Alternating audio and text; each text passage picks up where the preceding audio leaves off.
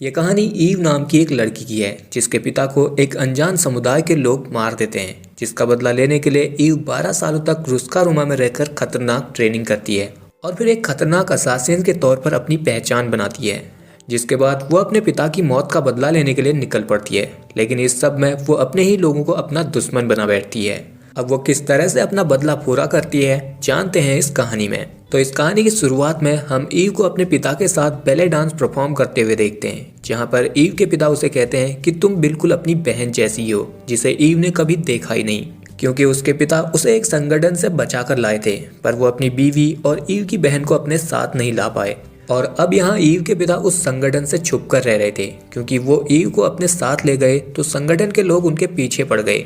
अब यहाँ ईव के पिता उसे एक बैलरीना गिफ्ट देते हैं और उसे कहते हैं कि तुम हमेशा ऐसी ही रहना। लेकिन फिर रात में यहाँ उस कल्ट के लोग पहुंच जाते हैं, जो आते ही चुपचाप सभी को मारना शुरू कर देते हैं। जिस बात का एहसास अंदर ईव के पिता को होता है तो वो अपनी बेटी को एक सेफ जगह पर रखकर उन लोगों से लड़ने लगते हैं, लेकिन वो लोग बहुत ज्यादा थे और वो उन सभी का मुकाबला नहीं कर सकते थे, तो वो सभी उन्हें पकड़ लेते हैं। तब यहाँ पर चांसलर आता है, जो ईव के पिता से कहता है कि तुमने हमारे कल्ट की लड़की से शादी की और फिर अपनी बेटी को लेकर वहां से भाग गए, जिसकी सजा उधर तुम्हारे बीवी और बच्ची को मिली, इसलिए अब तुम्हें भी यहाँ मरना पड़ेगा। दरअसल उनके कल्ट का ये रूल था कि जो भी एक बार उनके समुदाय में शामिल हो गया तो फिर वो कभी भी उन्हें छोड़ नहीं सकता।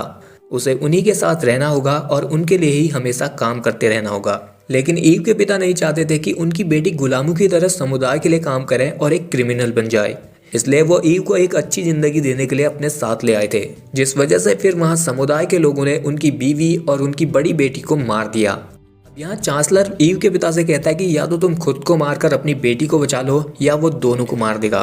तो फिर ईव के पिता अपनी बेटी को बचाने के लिए उस गन से अपने आप को ही मारने लगते हैं, पर ये सब छुपकर ईव भी देख रही थी, तो वो अपने पिता को रोकने के लिए आवाज लगाती है। तब ईव के पिता उसे बचाने के लिए उन लोगों से फिर से लड़ने लगते हैं, जो देखकर चांसलर अपने आदमियों को उन दोनों बाप बेटियों को मारने का ऑर्डर देकर यहाँ से चला जाता है। लेकिन यहाँ ईव के पिता अपनी बेटी को बचाते हुए इस मैंसन के पीछे वाले रास्ते से निकलने लगते हैं, पर इसमें उन्हें गोली लग जाती है। तो फिर वो उन सभी को मारने के लिए इस मैंसन पर एक बॉम्ब लगा देते हैं, जो कि तब फटता है जब ईव और उसके पिता इस मैंसन से बाहर आ जाते हैं। और इस ब्लास्ट को देखकर चांसलर को लगता है कि इतने बड़े ब्लास्ट में ईव और उसके पिता दोनों मर गए होंगे, इसलिए वो यहाँ से चला जाता है। लेकिन उधर ईव के पिता को गोली लगने के कारण वो अपनी आखिरी सांसें ले रहे थे। तब वो ईव से कहते हैं कि मैं तुम्हारे लिए ऐसी जिंदगी कभी भी नहीं चाहता था। ऐसा कहकर वो मारे जाते हैं, जिससे ईव बहुत दुखी होती है। फिर इस इंसिडेंट के बाद जब ईव पुलिस स्टेशन में होती है तो यहाँ पर विंस्टन आता है, जो ईव से कहता है कि मैं तुम्हें वो तो नहीं लौटा सकता जो तुम खो चुकी हो, पर मैं तुम्हें वो दे सकता हूँ जो तुम्हारे लिए जरूरी है। वो बताता है कि तुम्हारे पिता रुस्का रुमा फैमिली के मेंबर थे। जिसके बाद वो ईव को रुस्का रुमा में डायरेक्टर से मिलाने के लिए ले जाते हैं, जो कि रुस्का रुमा फैमिली की हेड थी। डायरेक्टर जब ईव से मिलती है तो वो ईव से बात करके उसे अपनी फैमिली का हिस्सा बनाने के लिए मान जाती है। इसके बाद ईव विंस्टन का शुक्रिया करती है उसे यहाँ पहुँचाने के लिए। तो तब विंस्टन उसे अपना एक कॉइन देता है, जिसका मतलब था कि वो फ्यूचर में कभी भी उसे वो कॉइन लौटाकर उससे मदद मांग सकती है और तब उसे उसकी मदद करनी ही होगी। फिर विंस्टन के जाने के बाद ईव से नोगी मिलती है, जो उसे बताते हैं कि तुम्हारे पिता भी हमारी फैमिली का हिस्सा थे और वो एक किकीमोरा थे। वो बताते हैं कि किकीमोरा के दो पहलू होते हैं, मारना और बचाना। डिसाइड तुम्हें करना होता है कि तुम्हें क्या करना है। इसके बाद से ईव की ट्रेनिंग शुरू हो जाती है। रुस्का रुमा एक ऐसा कल्ट था जिसके मेंबरों को एक फैमिली की तरह माना जाता था और यहाँ पर हर उस चीज की ट्रेनिंग होती थी जिससे इंसान मजबूत और तेज बनता है।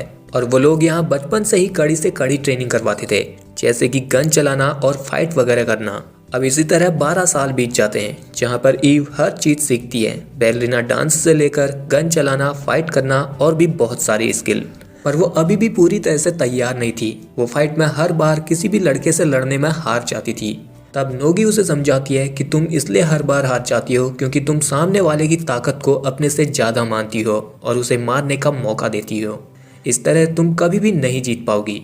जो बात सुनने के बाद अब ईव अपनी पूरी ताकत से उस आदमी से लड़ती है और उसे जहाँ मौका मिलता है वो वहाँ मारती है, जिससे वो आसानी से उस आदमी को नॉकआउट कर देती है। जिसके बाद वो रेस्क्यू ट्रेनिंग में भी बहुत अच्छा परफॉर्म करती है।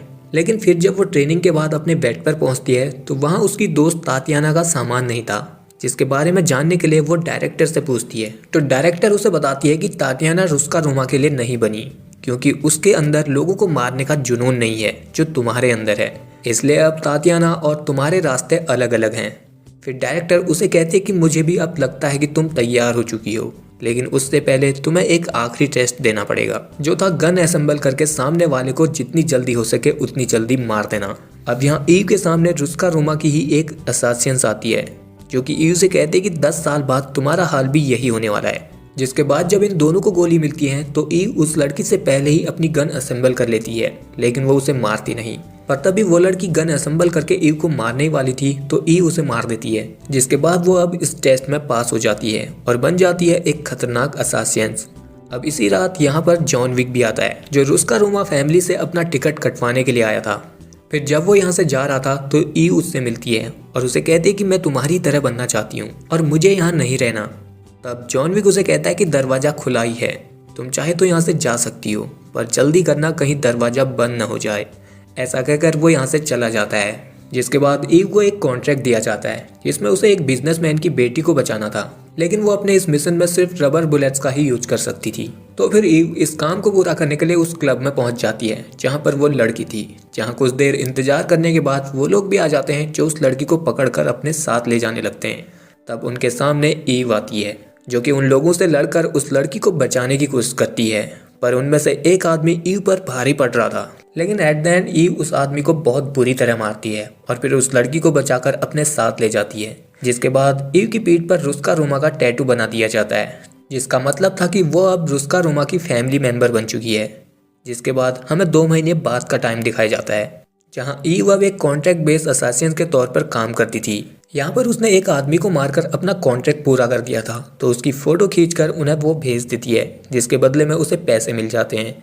फिर जब ईव यहाँ से जा रही थी तो उसे उस मरे हुए आदमी के लोग देख लेते हैं, लेकिन वो ईव को मामूली लड़की समझकर जाने देते हैं। पर अंदर जब वो अपने बॉस को मरा पड़ा हुआ देखते हैं तो वो ईव को मारने के लिए उसके पीछे पड़ जाते हैं।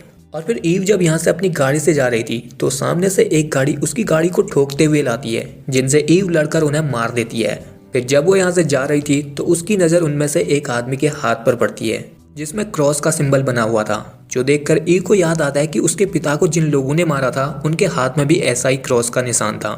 तो वो अब इस क्रॉस के बारे में जानने के लिए इस आदमी के हाथ को काटकर सीधे डायरेक्टर के पास पहुंचती है और उससे इस क्रॉस के बारे में पूछती है। तो डायरेक्टर बताती है कि ये एक कल्ट है जिसका नाम हॉर्स टैग है। ये लोग किसी भी अंजाम से नहीं डरते और ये बहुत बेरहम लोग हैं। रुस्का रोमा का उनके साथ सौदा हुआ है कि ना तो वो लोग उनके रास्ते आएंगे और ना ही वो लोग उनके काम में टांग अड़ाएंगे। इसी रूल की वजह से उनके बीच शांति मौजूद है। लेकिन ईव तो अपने पिता की मौत का बदला लेना चाहती थी, इसलिए वो डायरेक्टर से उनका पता पूछती है, पर डायरेक्टर उसे बताने से मना कर देती है, क्योंकि अगर रुस्का रोमा का कोई मेंबर उन्हें वहां मारने गया तो फिर रुस्का रोमा और उनके बीच जंग शुरू हो जाएगी, जिसमें सिर्फ खून की नदियां बहेंगी। इसलिए वो ईव से इस बात को भूल जाने के लिए कहती है, पर ईव को तो सिर्फ अपना बदला चाहिए था। इसलिए फिर वो कॉन्टिनेंटल होटल में विंस्टन से मिलने के लिए जाती है और उससे उस कल्ट के बारे में पूछती है। विंसेंट भी उसे इस बारे में बताना नहीं चाहता था, क्योंकि उसे भी पता था कि इससे रुस्का रोमा खतरे में पड़ सकता है। लेकिन फिर ईव उसे उसका वो कॉइन लौटाती है जो कि विंस्टन ने उसे बचपन में दिया था। तो अब विंस्टन को उसकी मदद करनी ही पड़ती है। विंस्टन उसे बताता है कि ये एक कल्ट है जो कि सिर्फ अपने उसूलों पर चलते हैं। फिर वो उसे बताता है कि इस कल्ट का एक आदमी जिसका नाम डैनियल है, वो अभी उनके एक कॉन्टिनेंटल होटल में रुका हुआ है, जिसके ऊपर $2 मिलियन की बाउंटी रखी गई है। फिर विंस्टन उसे डैनियल की डिटेल देता है और ईव को गुड लक कहता है। जिसके बाद ईव डैनियल से मिलने के लिए उस कॉन्टिनेंटल होटल में पहुंच जाती है, जहां पर ईव डैनियल के ही बगल वाले रूम को बुक करती है। लेकिन यहाँ पर और भी बहुत सारे बाउंटी हंटर आए थे जो कि डैनियल को मारना चाहते थे, पर क्योंकि कॉन्टिनेंटल में खून खराबा अलाउड नहीं होता, इसलिए वो बस वेट कर रहे थे। अब यहाँ उसी कल्ट की एक लड़की भी थी जिसका नाम लेना था, जिसने डैनियल के कमरे पर नजर रखने के लिए एक स्नाइपर बैठा रखा था और उसी ने ही डैनियल को मारने के लिए उस पर बाउंटी रखवाई थी। अब इधर यहाँ ईव अपने कमरे की बालकनी से होते हुए डैनियल के कमरे में पहुंच जाती है, जहाँ पर उसे एक छोटी बच्ची मिलती है, जिसे देखकर ईव हैरान हो जाती है और तभी उसके पीछे डैनियल गन लेकर आ जाता है। तो ईव उसे कहती है कि तुम्हारे कल्ट के लोगों ने उसके पिता को मारा था, तो वो यहाँ बस उससे उनका पता जानने के लिए आई है। लेकिन यहाँ पता चलता है कि डैनियल भी अपने ही कल्ट से भाग रहा था। वो भी ईव के पिता की तरह अपनी बेटी को एक आज़ाद जिंदगी देना चाहता था। इसी वजह से उसके कल्ट के लोग अब उसके पीछे पड़े हुए थे, ताकि वो उसको मारकर उसकी बेटी को अपने साथ ले जाए। अब यहाँ जब ये लोग बात कर रहे होते हैं तो बाहर लीना डैनियल के ऊपर बाउंटी को डबल कर देती है, जो देखकर कुछ असासियंस कॉन्टिनेंटल होटल के रूल को तोड़कर डैनियल को मारने के लिए उसके रूम में घुस जाते हैं, जहाँ पर ईव भी थी। तो वो इन सबसे लड़ने लगती है और वो यहाँ एक लड़की को रिमोट से मारकर टीवी के साथ उसके चेहरे के भी चैनल बदल देती है। अब बाउंटी डबल होने पर डैनियल समझ जाता है कि उसके कल्ट के लोग इस होटल के चारों तरफ पहुंच चुके हैं, इसलिए वो ईव से उसकी मदद करने के लिए कहता है। ईव उसकी मदद करना तो नहीं चाहती थी, पर डैनियल उसे कहता है कि अगर वो उसकी बेटी एला को बचाने में उसकी मदद करती है तो वो उसे उन लोगों का पता बता देगा। तो फिर ईव उसकी बात मान जाती है। वो उसकी बेटी को बचाते हुए होटल कॉन्टिनेंटल के बाहर ले जाती है, लेकिन फिर बाहर उस कल्ट के लोग डैनियल को पकड़ लेते हैं और उसे उसकी बेटी के सामने गोली मार देते हैं। और तभी यहाँ पर लीना ईव के सिर पर मारकर उसे बेहोश कर देती है और फिर वो लोग डैनियल की बेटी एला को अपने साथ ले जाते हैं और जाने से पहले वो लोग ईव को कॉन्टिनेंटल होटल के सिक्योरिटी के हवाले कर जाते हैं। दरअसल कॉन्टिनेंटल का ये रूल है कि होटल के अंदर कोई भी खून खराबा नहीं होगा, इसलिए वहाँ पर लोग छुपने के लिए भी आते थे। लेकिन अगर किसी ने कॉन्टिनेंटल होटल में खून खराबा किया तो कॉन्टिनेंटल के नियम के अनुसार उन्हें मार दिया जाता था। और अब यहाँ ईव के साथ वो सारे बाउंटी हंटर्स भी थे जो डैनियल को मारने के लिए उसके कमरे में गए थे। लेकिन ईव कॉन्टिनेंटल के सिक्योरिटी से कहती है कि वो तो सिर्फ अंदर बात कर रही थी, हमला तो इन लोगों ने शुरू किया था। जो बात सिक्योरिटी को ऑलरेडी पता थी, तो वो उन दोनों बाउंटी हंटर्स को मार देते हैं और ईव को छोड़ देते हैं क्योंकि उसने होटल में किसी की जान नहीं ली थी। वहीं दूसरी तरफ लीना चांसलर को बताती है कि डैनियल की मदद एक लड़की कर रही थी जो शायद उन्हें जानती है और हो सकता है कि वो एला को लेने के लिए उनके पास आए। तो तब चांसलर उसे ईव को मार देने के लिए कहता है। इस पर लीना बताती है कि उसने उसे कॉन्टिनेंटल के हवाले किया है, तो वो लोग उसे मार देंगे। अब इस सब के बाद ईव गन्स वगैरह खरीदने के लिए एक गन शॉप में जाती है जहाँ पर हर तरह के असासियंस गन्स वगैरह खरीदने के लिए आते थे। इसलिए ईव इस शॉप ओनर को भी उस क्रॉस का फोटो दिखाकर उससे इस कल्ट के बारे में पूछती है। शॉप ओनर को उनके बारे में पता तो था, पर वो उसे नहीं बताता क्योंकि अगर उसने बताया तो वो भी मारा जाएगा। इसलिए वो ईव को सीधे गोदाम में ले जाकर उसे गन्स वगैरह दिखाने लगता है। अब यहाँ ईव जब बंदूकों को चेक कर ही रही होती है तो उसी कल्ट का एक ग्रुप इन लोगों पर हमला कर देता है, जिनसे बचने के लिए ईव एक दूसरे कमरे में चली जाती है जहाँ पर उसे बहुत सारे एक्सप्लोजन बॉम्ब और ग्रेनेड मिलते हैं, जिनकी वो माला बनाकर पहले तो अपने गले में पहनती है और फिर उन सभी लोगों के मुंह में बॉम्ब डालकर उन्हें ब्लास्ट करना शुरू करती है। फिर यहाँ सभी लोगों के मरने के बाद ईव के पास शॉप ओनर होता है। दरअसल उसे भी इस लड़ाई में एक गोली लग चुकी थी, वो तो सही टाइम पर वो छुप गया था इसलिए बच गया। तो वो अब ईव को यहाँ एक नक्शा दिखाकर उन लोगों का पता बता देता है जो कि था पहाड़ों के बीच एक गाँव। तो फिर ईव उससे एक कार मांगती है और अपना बदला लेने के लिए निकल पड़ती है, लेकिन रास्ते में उसे डायरेक्टर का कॉल आता है और वो ईव से कहती है कि तुम्हारे इस बदले के चक्कर में पूरा रुस्का रुमा बर्बाद हो जाएगा, इसलिए तुम जल्दी से वापस आ जाओ। पर ईव उसकी बात नहीं मानती और वो उस विलेज में पहुंच जाती है, जहां पहुंचते ही उसे एक सरदार जी निगरानी करते हुए देख लेते हैं। फिर वहां ईव एक रेस्टोरेंट में जाती है जहां पर बहुत सारे बैले डांस के गिफ्ट थे, जैसे कि बचपन में ईव के पिता ने उसे दिया था। अब यहाँ ईव को देखकर रेस्टोरेंट के सारे लोग यहाँ से जाने लगते हैं क्योंकि उन्हें पता था कि उनके विलेज में किसी अनजान के घुसने पर क्या होता है। फिर यहाँ जब ईव वेट्रेस को अपना ऑर्डर दे रही होती है तो इधर एक आदमी आता है जो आते ही ईव पर हमला कर देता है, जिससे अब ईव बहुत देर तक लड़ती है और उसकी आंख में उंगली घुसाकर उसके आंख को फोड़ देती है। लेकिन फिर भी वो आदमी ईव से लड़ता रहता है, जो देखकर यहाँ पर वो वेट्रेस कॉल करके और भी लोगों को ईव को मारने के लिए बुला लेती है। फिर ईव जब उस आदमी को मारकर किचन में पहुंचती है तो वहां पर वो वेट्रेस मिल जाती है। ईव सोचती है कि वो उससे लड़ेगी नहीं क्योंकि वो डरी हुई जैसी दिख रही थी, लेकिन वो वेटर ईव को मारने के लिए उसके पीछे ही पड़ जाती है, जिससे फिर ईव लड़कर उसे एक कमरे में बंद कर देती है। और तभी यहाँ कुछ और लोग उसे मारने के लिए आ जाते हैं, जिन्हें एक एक करके मारकर जब वो यहाँ से बाहर निकलती है तो फिर से उसे सरदार जी देख लेते हैं और वो ये बात चांसलर को बताते हैं। तब चांसलर उसे पूरे टाउन के सिक्योरिटी अलार्म को ऑन करने के लिए कहता है ताकि सभी लोग ईव के पीछे पड़ जाए। ये पूरा टाउन उसी का था, तो ईव जिस भी घर में घुसेगी उस घर के लोग उसे मारना ही चाहेंगे। और फिर ईव जब आगे बढ़ रही होती है तो एक जगह पर उसके पीछे चांसलर के लोग पड़ जाते हैं, जिनसे लड़ते हुए ईव जब एक घर में घुस जाती है तो इस घर के दोनों लोग उसे मारकर पकड़वा देते हैं। तब यहाँ पर लीना आती है जो ईव के पीठ पर रुस्का रुमा का टैटू देखकर उसे बांध देती है और ये बात वो चांसलर को बताती है। इसके बाद चांसलर ईव से मिलता है और उसे अभी तक ये लग रहा था कि ईव यहाँ डैनियल की बेटी एला के लिए आई है, लेकिन ईव उसे बताती है कि सालों पहले उसके लोगों ने उसके पिता को मारा था और उसे ले जाने की कोशिश की थी, जिससे अब चांसलर समझ जाता है कि ईव वही है जिसे उसने मरा हुआ समझ लिया था और अब वो यहाँ बदला लेने के लिए आई है। इसलिए वो फिर लीना से मिलता है और उसे बताता है कि ईव तुम्हारी बहन है, जो बात जानकर लीना हैरान हो जाती है क्योंकि उसे लगा था कि उसकी बहन मर चुकी है। और तभी वहां अंदर ईव उन लोगों को मारना शुरू कर देती है। फिर जब यहाँ ईव को एक आदमी मारने ही वाला था तो लीना उस आदमी को मार देती है और तब ईव यहाँ से भाग निकलती है, जिसके पीछे पीछे लीना भी चली जाती है। चांसलर को लगा था कि ये बात जानकर लीना को कोई फर्क नहीं पड़ेगा कि ईव उसकी बहन है और वो उनके नियम के अनुसार अपनी बहन को मार देगी, पर लीना ने ऐसा नहीं किया। और फिर वहाँ ईव छुपते छुपते एक घर में पहुँचती है जहाँ की लीना उसका पीछा करते हुए पहुँचती है, जिसे ईव आसानी से गन पॉइंट कर लेती है। तब लीना ईव को बताती कि वो उसकी बहन है। वो हमेशा सोचती थी कि उसके पिता उसे भी अपने साथ क्यों नहीं ले गए, लेकिन उनका तुम्हें ले जाने का कोई फायदा नहीं हुआ क्योंकि तुम भी एक किलर ही बन गई। तब ईव उसे कहती है कि ये रास्ता मैंने खुद चुना है क्योंकि तुम्हारे इस कल्ट ने उसके पिता की जान ली थी। अब यहाँ ये दोनों जब बात कर रहे होते हैं तो बाहर चांसलर के आदमियों ने इस घर को चारों तरफ से घेर लिया था और वो चांसलर को बताते हैं कि लीना और ईव अंदर दोनों बात कर रहे हैं। तो तब चांसलर को लगता है कि लीना भी अब अपनी बहन की साइड चली गई है, इसलिए वो इस पूरे घर को ब्लास्ट कर देने के लिए ऑर्डर देता है, जिसका ऑर्डर मिलते ही वो लोग घर के अंदर ग्रेनेड फेंक देते हैं। पर उसके फटने से पहले ईव तो अपने आप को कवर कर लेती है, लेकिन लीना इस ब्लास्ट में मारी जाती है और मरते वक्त भी वो ईव से कहती है कि उसने उसका इंतजार किया था, पर चांसलर ने उसे बताया कि तुम मर चुकी हो। फिर यहाँ ब्लास्ट के बाद जब चांसलर के आदमी आते हैं तो ईव उन्हें कटाना से बहुत बुरी तरह मार डालती है।